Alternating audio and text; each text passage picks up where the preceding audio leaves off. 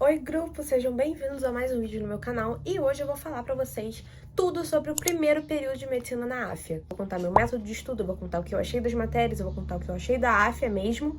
E então, se você quer saber, fica nesse vídeo, já deixa seu like pra você não esquecer e roda a vinheta.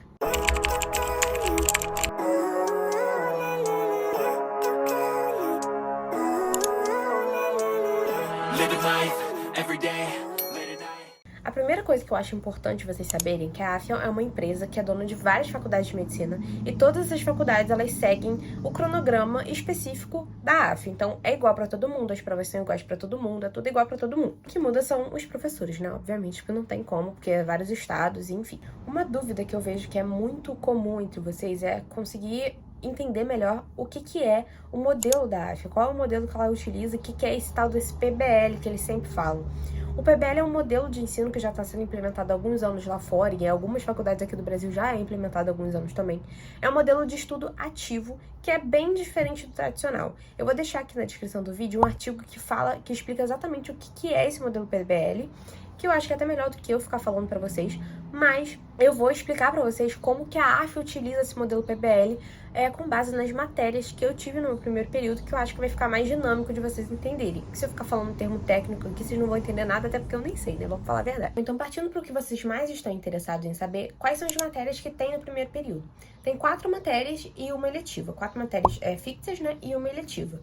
A eletiva vai variar da faculdade, a minha foi Libras, mas eu acho que não é padronizado. Isso aí varia de faculdade para faculdade, tem umas que oferecem outros períodos, tem uma que oferece uma coisa diferente, enfim. A minha foi Libras, então eu não vou falar sobre ela, porque acho que não precisa, né?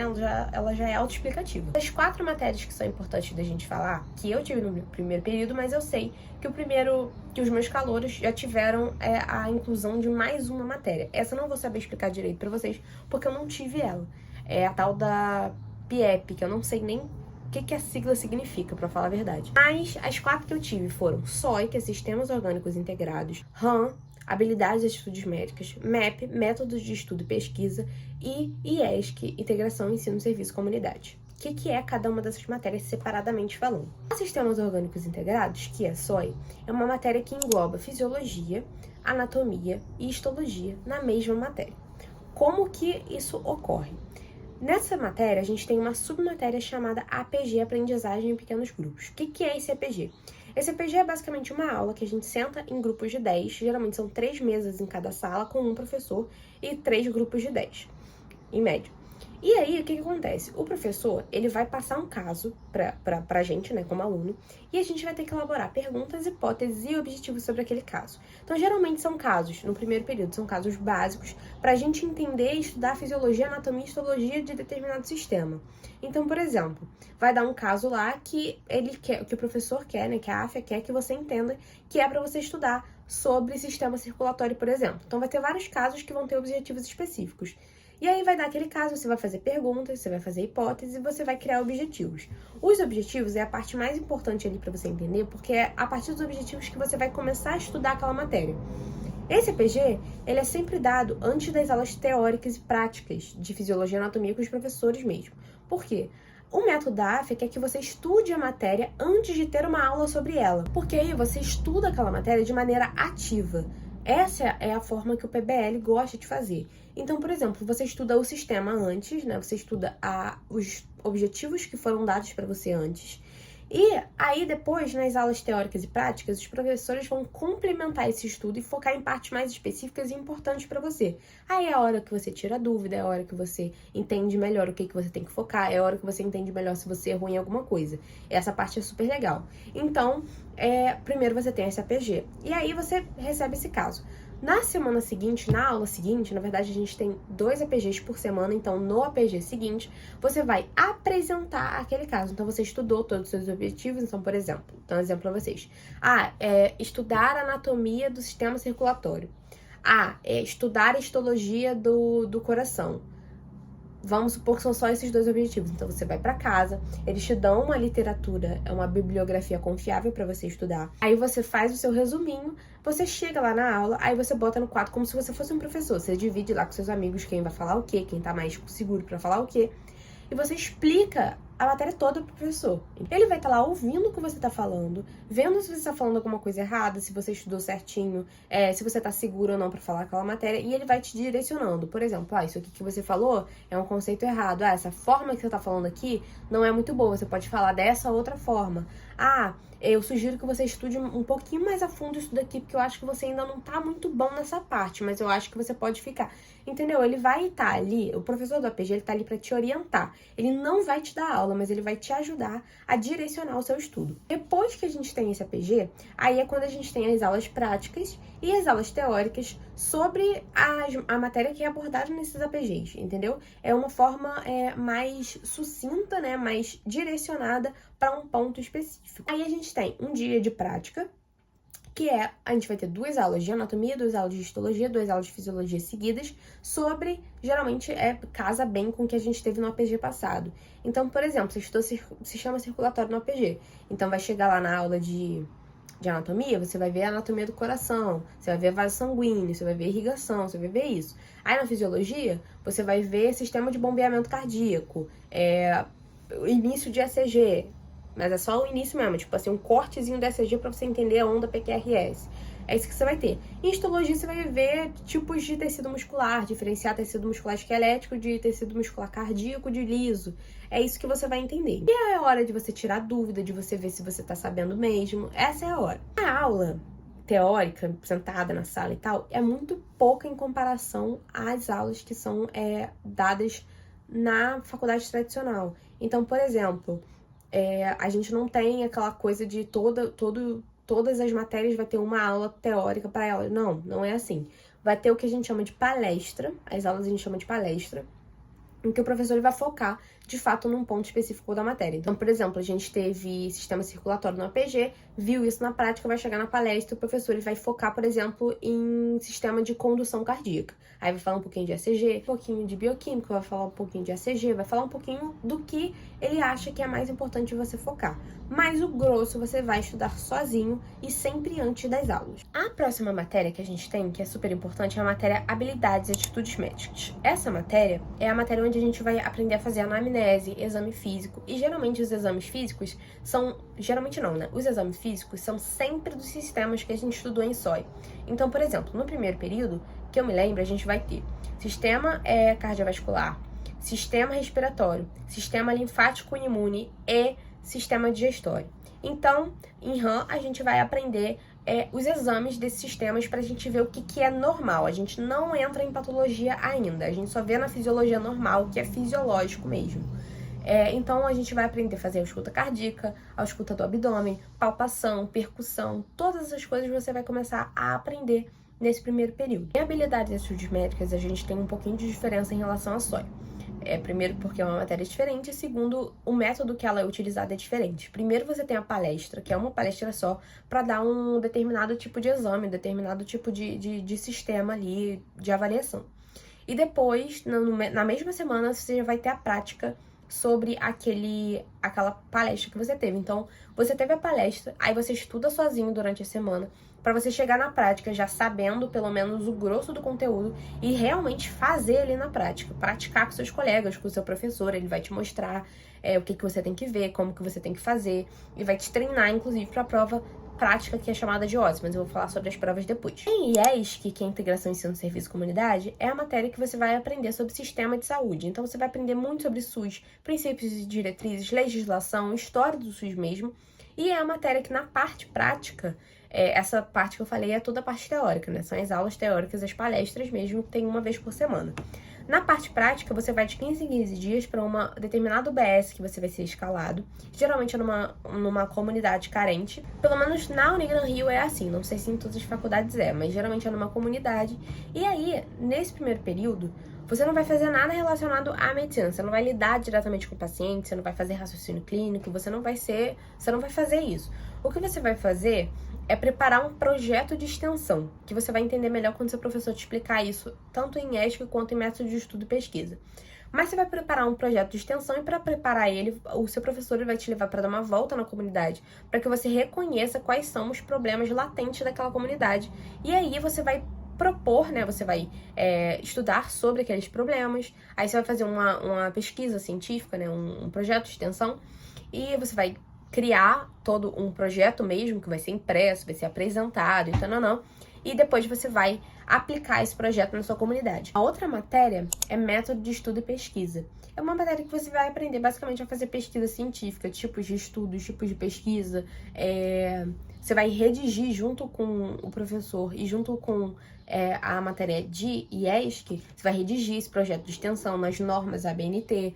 Então, você vai aprender, é a parte mais chata da faculdade, tá? Falando a verdade pra vocês. É nessa matéria que você vai aprender, de fato, a redigir um trabalho científico. E aí, depois você pode publicar esse trabalho, você pode transformá-lo em arquivo, e tudo isso seus professores vão te ajudar a fazer.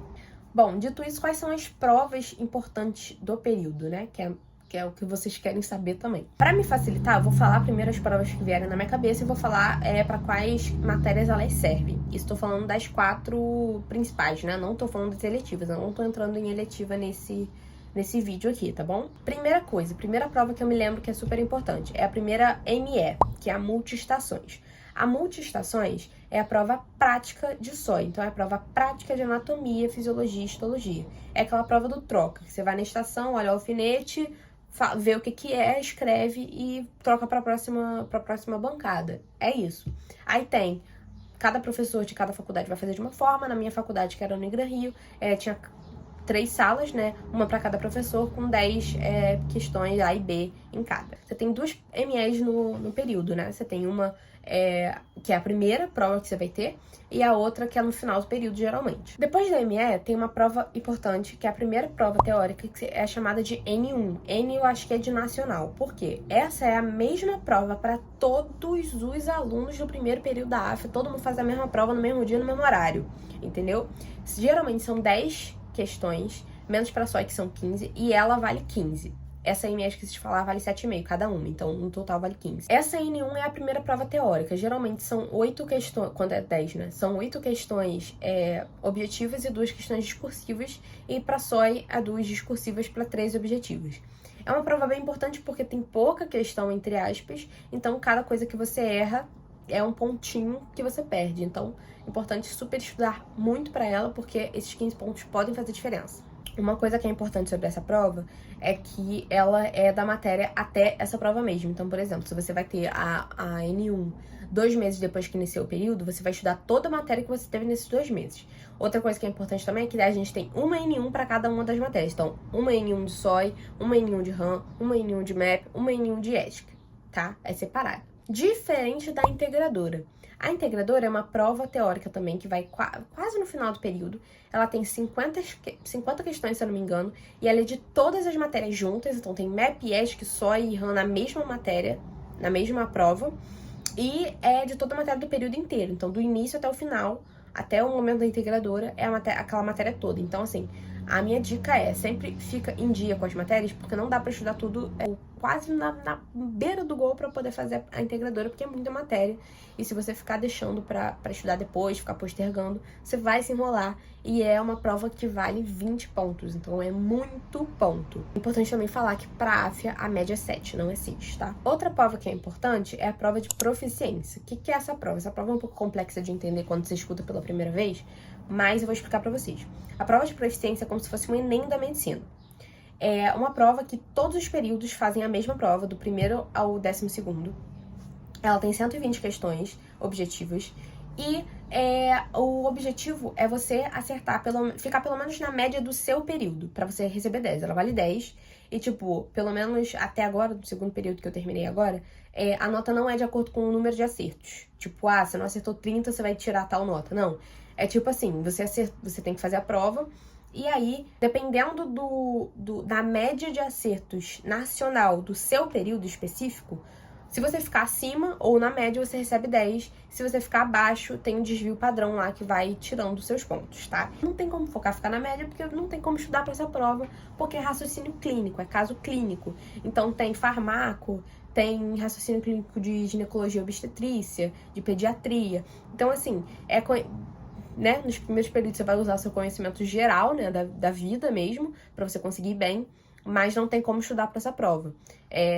Qual o objetivo dessa prova para a AFIA? É ver a nossa evolução enquanto aluno, enquanto conhecimento teórico e raciocínio clínico ao longo dos períodos. Então, você faz desde o primeiro período até o 12º, e aí a gente vai vendo, né, como é que vai aumentar essas notas. Outra prova que é muito importante é a prova chamada OSCE, que é a prática de RAM, de habilidades e atitudes médicas. A OSCE é uma prova prática, em que você vai entrar, por exemplo, numa sala, cada professor vai fazer de uma forma diferente, né, em cada faculdade, mas na minha faculdade a gente entrava numa sala, tinha algumas estações com monitores e professores, e eles pediam pra você fazer alguns exames. Então, tipo, chegava na primeira estação, tinha que se apresentar, falar seu nome, falar que você é acadêmico de medicina e que você ia fazer um exame tal que o monitor pediu na pessoa ou no boneco, dependendo também de qual era o exame. Aí a pessoa vai te pedir, faça a palpação profunda do abdômen. Você vai lá, tem que fazer todo o procedimento certinho. É todo um passo a passo que os professores ensinam, os monitores também. Métodos de avaliação da AFIA contam muito ponto também para participação. Então, se você não faltar, se você participa bem das aulas, se você é um cara proativo, isso tudo conta, os professores vão pontuar você com relação a isso. Em SOS são 18 pontos, é bastante coisa. Em RAM é tipo 35 pontos, não tem como você ficar faltando, não tem como você ficar sendo o cara que nunca pergunta, que nunca tira dúvida, que nunca fala com o professor, porque eles percebem. Então, 35 pontos só de participação. Em ESC e em MEP é 15 pontos também, então é bastante coisa, tem que se esforçar bem. Outra coisa também é que em SOI a gente tem uma coisa chamada avaliação de laboratório, que na verdade são pré e pós-testes. Antes de provas de aulas práticas, a gente recebe uma plataforma, né, que vai ter, que é o Canvas. A gente recebe um testezinho online de 4 a 10 questões sobre a matéria que vai ser abordada na aula prática, pra gente fazer um pré-teste. Esse pré-teste, ele não vale ponto. O que vale ponto é o pós-teste, que é liberado depois da aula prática, que é basicamente para testar se você entendeu a matéria, se você sabe aquilo ali mesmo. Aí cai anatomia, cai fisiologia, cai histologia, pode cair qualquer coisa. E é só de SOI. Só SOI que tem isso daí. Aí esse pós-teste pontua e no final soma 7 pontos na média. Outra coisa também que é super importante, todo mundo tem dúvida, é o TICS. O TICS é uma atividade online que é recebida toda semana, que aí tem uma pergunta e você tem que fazer um documento respondendo essa pergunta. Então, você vai procurar isso em livro, você vai procurar isso em artigo, e aí você tem que colocar a referência em NOR/BNT certinho, que os professores vão te ensinar direitinho como é que faz. No final, conta 5 pontos na média. Eu acho que eu falei todos os métodos de avaliação, pelo menos os principais. Se vocês tiverem alguma dúvida, deixa aqui nos comentários que eu respondo vocês. E aí a gente vai entrar em quais foram as minhas dificuldades e facilidades nesse período. As minhas dificuldades, primeiro, foi entender como que funcionava o método novo, uma vez que a gente sempre estuda em método tradicional, desde a escola até o cursinho, então foi um pouco difícil se acostumar, né, de primeira. Mas pra mim deu super certo, é uma forma que eu consigo entender melhor as matérias, que eu consigo gravar melhor as matérias, que eu consigo raciocinar melhor também. Então é importante pra mim, eu gosto muito desse método. Tenho minhas ressalvas com relação à organização da AFIA, porque às vezes eles pecam um pouco na organização, mas no mais eu gosto de verdade e eu acho que funciona. Eu realmente acho que funciona pra mim, tá funcionando muito bem. E aí, falando um pouco sobre qual foi o meu método de estudos e o que eu mudaria, se eu mudaria alguma coisa. O meu método de estudo foi basicamente usar os APGs, né, usar os objetivos para poder me guiar na hora de estudar. Então eu sempre gostava de perguntar, apesar deles já darem isso, tá? Eu não preciso pedir, eles já dão. Eu sempre perguntava para os professores, até para os que não eram meus professores de APG, quais eram as bibliografias, os livros que eles mais gostavam para estudar determinada matéria, porque mudava um pouco. Eles me mostravam e aí eu pegava esses livros, pegava na biblioteca, pegava na internet e eu estudava por esses livros mesmo.